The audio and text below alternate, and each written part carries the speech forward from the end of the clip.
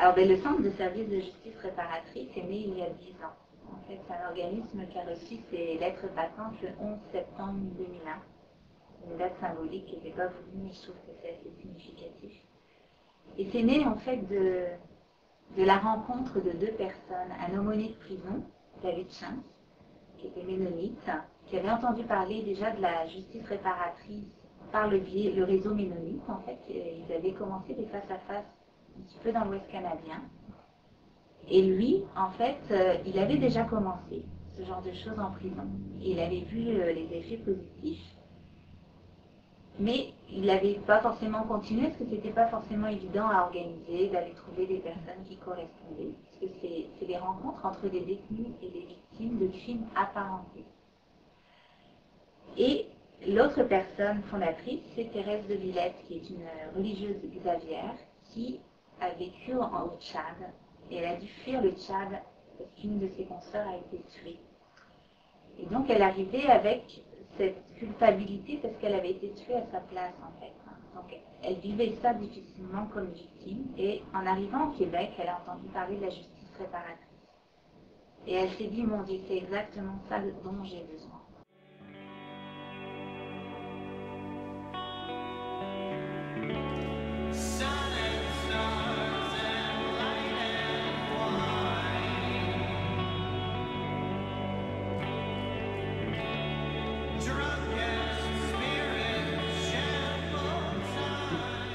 J'ai réalisé que j'avais juste la moitié de l'histoire ici, dans mon bureau.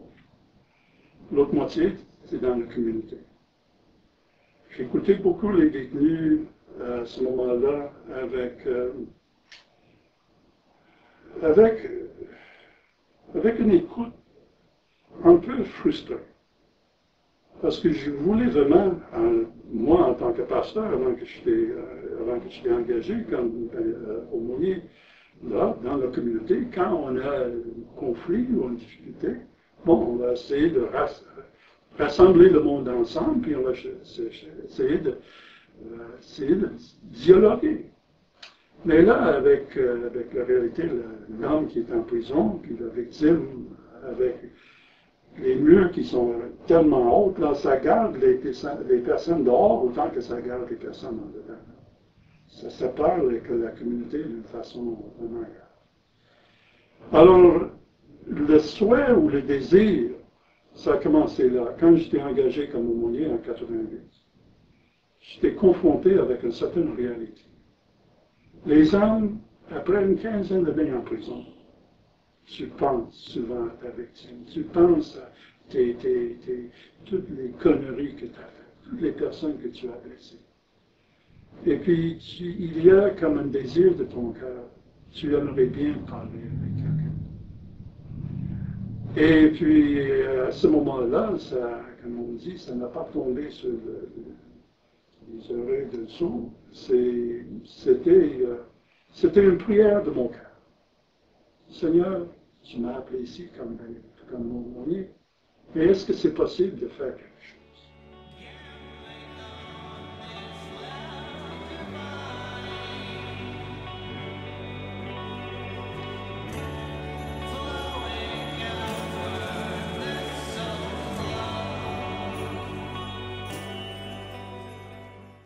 Plusieurs niveaux de réparation. Parfois, c'est simplement le niveau physique, mais encore là, c'est important. Des personnes qui nous disent qu'ils ont retrouvé une certaine sérénité pour mieux dormir, pour prendre moins de médicaments, pour être un peu moins agressif. Alors, de ce niveau-là, c'est déjà un acquis extraordinaire de réparation. À d'autres niveaux, c'est des personnes qui vont essayer de renouer des liens avec leur famille ou leur conjoint, ou bien parce qu'ils étaient détenus et que ça a créé tout un éloignement, ou bien parce qu'ils étaient victimes et qu'ils voulaient cacher des choses à leur famille. Alors, ces retrouvailles-là qu'ils vont essayer de réaliser pour réparer un peu leurs blessures et celles qui ont causé à leur entourage, c'est absolument merveilleux que ça se produise.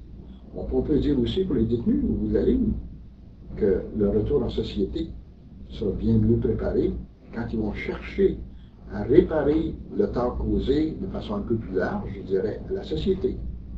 Quand on va penser peut-être, par exemple, à des personnes qui ont fait des vols à main armée, qui vont tenter d'essayer de faire du bénévolat pour compenser les torts qui ont été réalisés, ou encore des personnes qui ont fait qui vont s'impliquer dans des organismes de bénévoles pour aller témoigner dans les écoles. Alors, il y a des éléments de réparation très, très concrets qui ressortent de cela. Voilà.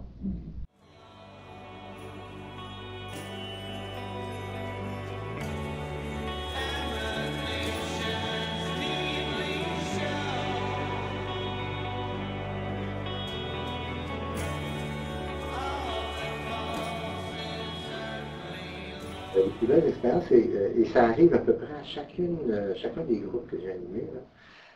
On rencontre les gens au premier groupe, et ils sont, je peux dire méfiants, hein, ils se regardent un petit peu à distance, il y en a qui ont de la peur,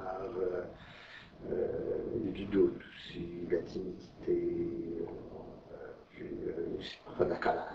Ça. Et on part de cet état-là, puis on se rend jusqu'à.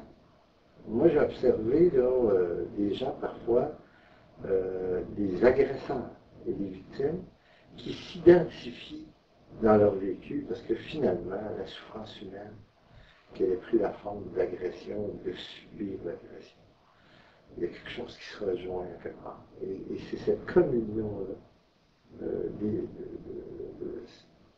sentiments similaires qui à chaque fois me surprend. Et il y a une espèce de compréhension commune qui se développe. Ça ne veut pas dire faire pardonner, ça ne veut pas dire finalement tourner la page complètement. Ça veut dire qu'on dépasse un peu les gestes, puis on va jusqu'à l'humanisme qui est derrière, qui est dans toute personne.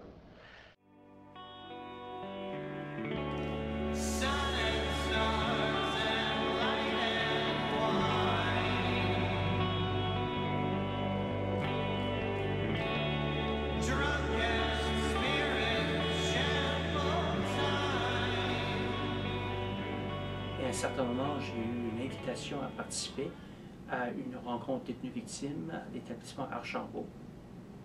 Et là, j'étais là comme personne victime.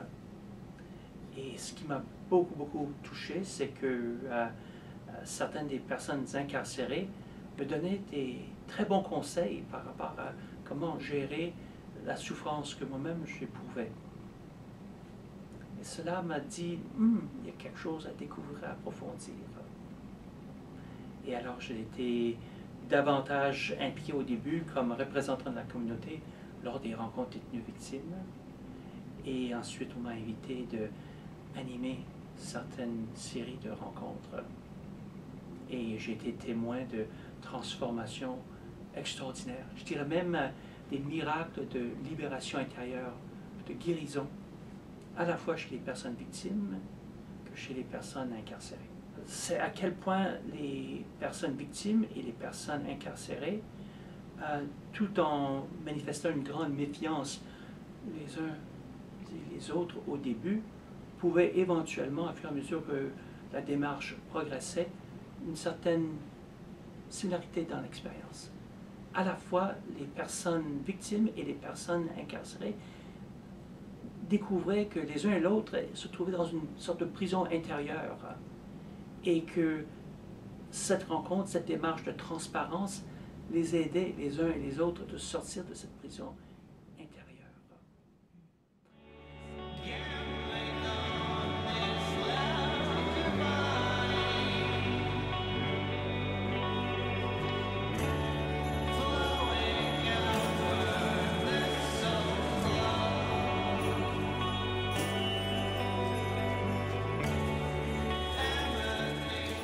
La première image qui me vient, c'est la chute du mur de Berlin.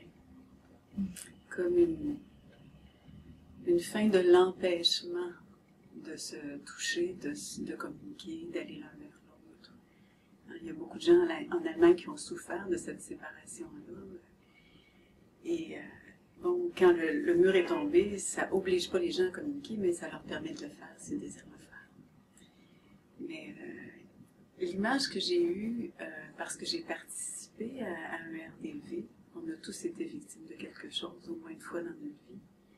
Et puis, le premier moment où on s'est retrouvés ensemble, je me souviens qu'en même temps, je pense que c'était à Concordia, il y avait des Palestiniens et des Israéliens qui se regroupaient pour discuter ensemble. Ils disaient, est-ce que c'est vrai qu'on est incapable de se parler?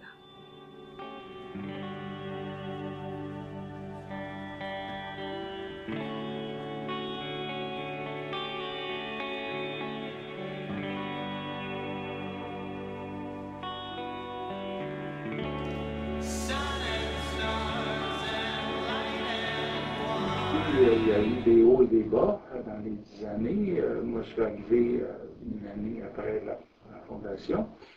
Il y a eu des hauts, des bas, mais il y a eu une constante, il y a eu une croissance.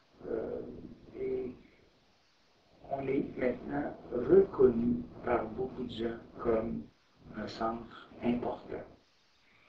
Et mon rêve pour le futur, c'est certainement d'être encore plus présent à la population générale. Quand j'entends des commentaires sur les événements judiciaires qu'on vit au jour le jour, je me dis, le centre de service a une place à cet endroit-là pour donner des pistes de réflexion et des réponses à des gens qui sont souvent insatisfaits de ce que la justice donne comme sentence. Parfois c'est trop fort, parfois c'est trop léger, mais on ne cherche pas assez qu'est-ce qu'on peut faire pour les personnes. Alors, mon rêve, c'est d'aider chacune des personnes qui vont en faire la demande, mais il faut qu'ils connaissent aussi le centre des services.